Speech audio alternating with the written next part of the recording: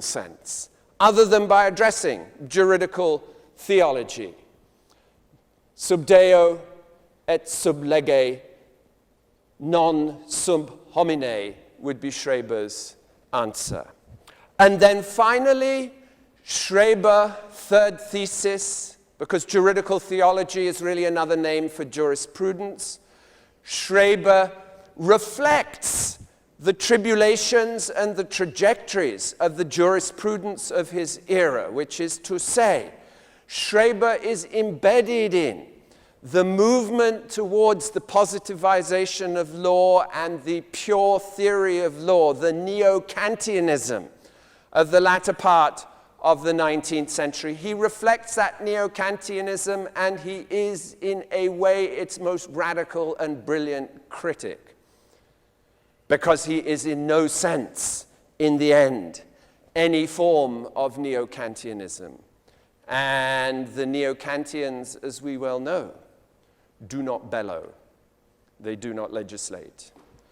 So those are the three theses. I could stop now, but I've been given enough water for a swimming pool. So I will continue. First off, then, the relationship between law and psychoanalysis. We need to get our bearings. We need to understand where we are. And we need to take seriously the conception of Schreber's discourse as the unconscious, if not mad, utterance of law. How do we read it as legal discourse? Well, the answer initially is that we can't. In other words, law and psychoanalysis are strictly separate. Law and psychoanalysis have nothing to do with each other. And just before Freud wrote his treatise on Schreber, he had written a little article on psychoanalysis in the courtroom. And let me just remind you, in that article about the use of testimony and psychoanalytic and legal techniques of transferring and eliciting testimony, Freud basically says that lawyers can gain nothing from psychoanalytic technique. Both law and psychoanalysis address cases. Both law and psychoanalysis are attempting to find the truth.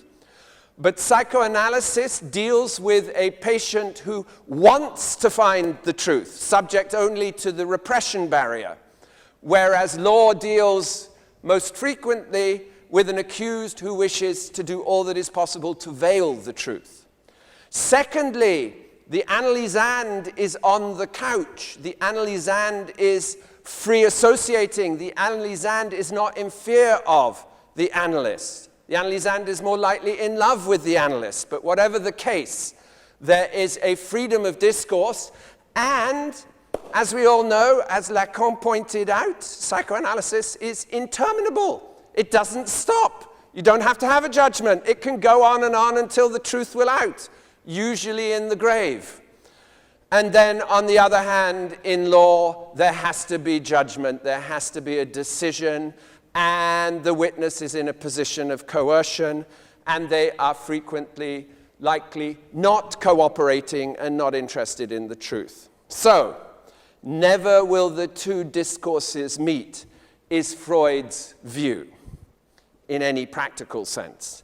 Then, of course, Freud does offer certain general explanations of law, as in totem and taboo, and sometime later, Freud actually asked Hans Kelsen, the greatest of the continental positivists, to write effectively a review of totem and taboo, and Kelsen returned the favor to Freud and said, psychoanalysis is completely irrelevant to legal theory. Totem and taboo, insofar as it offers anything to jurisprudence, is an attempt to say that the brothers band together and kill the father they feel guilty, and they erect substitutes, totems and taboos, in place of the father. That, according to Kelsen, is close to madness itself. In other words, as a theory, it's an attempt to hypostasize the individual and give psychological attributes to collective entities, and that is simply logical error, methodological confusion, and inappropriate at every level. That being the case, the two discourses, according to Kelsen, are simply strictly separate. If you want to talk about individuals, if you must, then you can use psychoanalysis. If you want to talk about law, which is an idea, a system, a governing concept, then that does not have, by definition, any individual or psychological characteristics. And so, kindly be silent and leave me to my purity and my pure theory of law. So then, that is the reason, I suspect, the article by Freud, The Resistance of Kelsen, even though that's a somewhat reverse causality, that is the reason that nobody has looked to Schreber's discourse, this meticulous memoir, as the discourse of a lawyer. So I want to do so, and I want a little bit to borrow from Freud, and to start in 1884. How does the illness begin? How does the nervous collapse originate? Because in the beginning lies the end. Finis origine pendet, and so on. All the lawyers recognize that. Instar, origine, instar omnia. The origin is the exemplar of all. So where does it start? Where does it start? And even more beautiful, this is never mentioned. This is a little secret.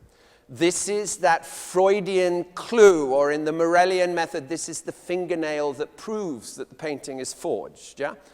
The little piece of inattention that determines the outcome. So, the start of the illness was precisely the attempt to be elected to Parliament. Why does a lawyer wish to be elected to Parliament? Well, let me be very blunt about it. Because they wish to stop being a lawyer. They desire to escape. They wish to get beyond the iron cage and the prison of law. And politics is one of the most common forms. Why? Because as a parliamentarian, you get to make the law. You get to legislate.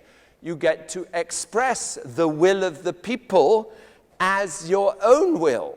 So you can then play the part of legislator.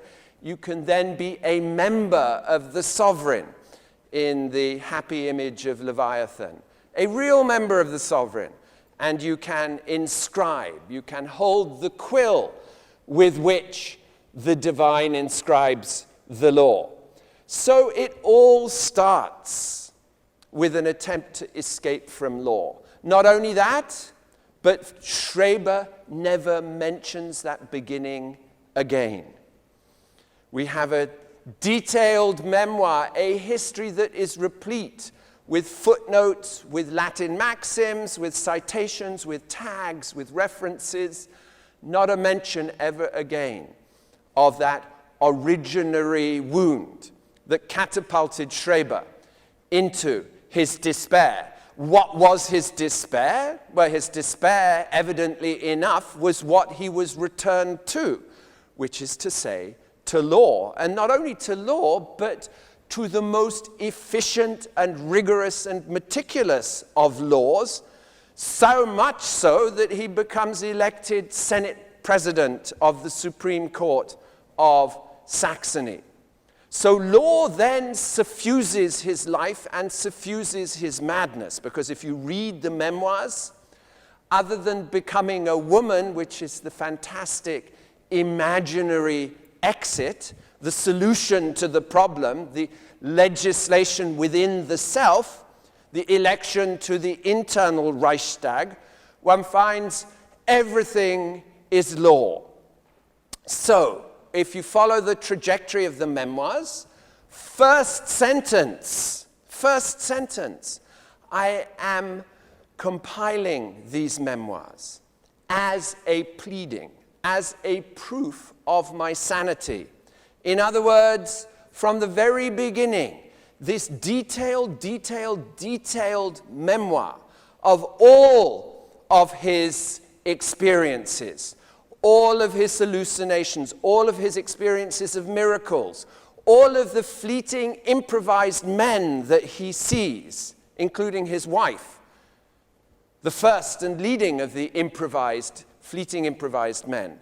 All of these ghosts that appear, as is common in psychosis, are those of lawyers. The president of the court clerk, the prosecutor, the wardens of the asylum, and so on. The fleeting improvised people are almost always lawyers. His hallucinations are, in other words, all law. And when he pictures fleeting improvised men, he pictures sovereigns in a footnote. But of course, the footnote in Freudian terms far more important than the text. King William, Napoleon walk past his door. That's what he does with his imaginations. As to the trajectory of the madness, it is again thoroughly juridical. In other words, what we find is a massive attempt to restore Weltordnung. I don't speak German, but I'm told that means the proper order of the world. In other words, he is restoring justice to humanity, to the earth. And the whole purpose, every miracle, every intrusion, every attack by the rays is an attempt by the divine to interfere with and to disturb the proper order of the world, the proper juridical order of the world. But I will have more to say about that in a moment. Then his terminology, these intrusions are taught, unrects. It is dolus indeterminatus that attacks him. And elsewhere, any number of juristic idioms. Lictors and fasces, old civilian Roman law concepts emerge and walk in his text. We find, in other words, throughout a near-perfect law, we find perfect Latin, and we find stellar argument. That's the memoirs. And then the case that he brought itself was dramatic proof of his investment in law. He wished to be legally exonerated and released. And his ability to formulate arguments to show that under the relevant administrative law it was improper to imprison him, that again was a ground for his release, but also that was an insight into the internal workings of his mind. And then last point, because I'm determined to prove this. Last point, which is a point that was passed on to me by a colleague, though I want to expand it slightly, and that is that he had, when he was cured after the 84 breakdown, he had only one criticism of Professor Flechsig.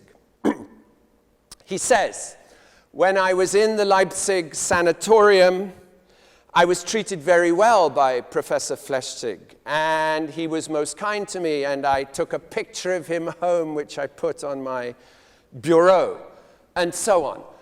But I have just one criticism, and that one criticism is that my nervous illness involved a distress around my weight. And so I was continually, because of my eating disorders, being weighed. And the university clinic had a new scales, a machine that I didn't fully comprehend, and I would have been cured, I suspect, much sooner if Professor Flechsig had shown me how to operate the scales. But he never did.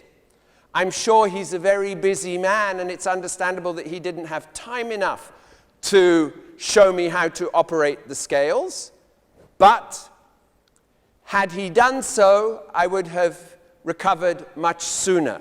As it is, I never learned. I was never shown how to operate the scales. And to this day, I don't know how to weigh myself. Well, Professor Sanders points out you could have no more brilliant metaphor of a judicial incapacity than the inability to weigh. la dame de la balance. Justice itself is about weighing right and wrong. The decretals, the books of the law, money and gold, and the decretals are always heavier, as we know, Padre. And so, the ability to judge, the ability to do justice, is the ability to weigh correctly, the ability to determine the scales. And he had lost that capacity. He was saying effectively, if unconsciously, I couldn't judge. I couldn't judge. And that, to me, is perhaps the most profound indication of the juridical genesis and the juridical trajectory of this particular judicial incapacity. So, Sanders treats it as a reference to justice, but I think it's also the cause of all that follows. The mention of the scales at the Leipzig University Clinic comes early in the memoirs of my nervous illness, but it returns. Sanders does not note this, but it returns.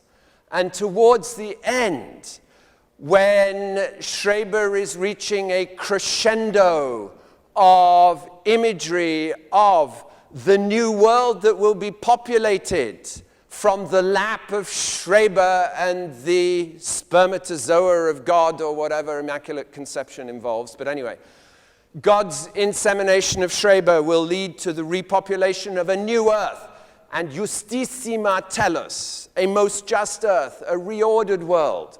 Then he says, the scales of justice will be mine. The scales of victory will come down on my side. I will have learned, in other words, it will have become possible to weigh, to judge, to do justice in that day, once I have taken my rightful position as judge of judges. The palm of victory will be mine. Good Catholic stuff. The palm of victory will be mine. What is that palm? That is Christ's palm. Palm Sunday, Good Friday, the trajectory towards the sacrifice of Christ. Palm of victory will be mine. In hoc signo, he says at one point, becoming Christian. The motto of the Crusades. We will move in such a direction.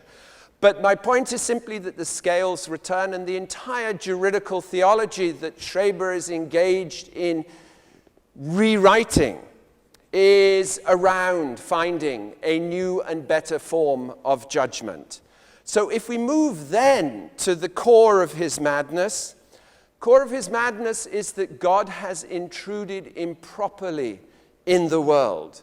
The core of his madness is that God intervenes and interferes. And there are two strands to this, surprisingly. Number one, God understands nothing. Incredibile scriptu. God cannot judge human beings. God's realm is of the dead. God deals in corpses, not in the living.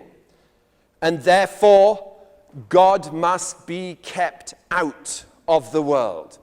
What is the proper order of the world? Do we find a definition of Weltordnung in the memoirs? And of course, in a footnote, there is a definition. And that definition is that upon creation of the world, God removed himself to a great distance and had nothing further directly to do with the world and with humans. God was, from the point of creation onwards, absent. And the proper order of the world is an order in which humans are independent and autonomous of God. And that being the case, every manifestation of the divine in the human is an invasion, is a wrong, is an improper subversion of the autonomy, the independence, the freedom, and the truth of the human. And it is that which Schreber wishes to restore. Well, how curious that this particular imaginary should be generated by his appointment, the second illness, his appointment as Supreme Justice, Chief Justice of the Supreme Court. In other words, suddenly Schreber faces the problem that all judges face. Suddenly faces the problem of that dark space in which law is made without acknowledgement. That mirrored and opaque space in which legitimation runs out and the ars inveniendi and dissimulation begin. So, how does the judge deal with creation? Is that not the problem of God direct? Is this not a Manichaean struggle, Deus contra Deum? Schreber has realized, having taken up the position of the delegate of the divine within the system of law, has he not taken up the problem of what relationship to the divine and to creation he must himself embody and engender? And it's his anxiety around that position that projects him into these hallucinations. Now, Lacan's theory is not wrong. This is foreclosure. The place of the Father is absent. The hallucination is the representation of nothing to represent. And he hallucinates. All of those hallucinations are hallucinations of figures that intervene between the divine and the human. There are the automata who inscribe on distant celestial spheres. There are all of the everyday miracles that intervene, that are signs and expressions of God's presence. Then there are the rays that enter his body and unman him. Then there are the homunculi who appear in his feet. All of these, each and every time, is an expression of divine intervention within a realm that should be secular, lay, and free of all divine manifestations.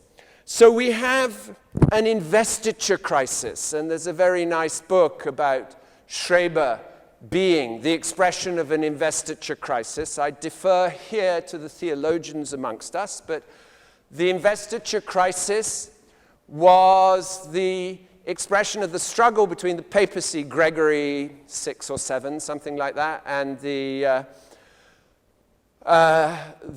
sovereign.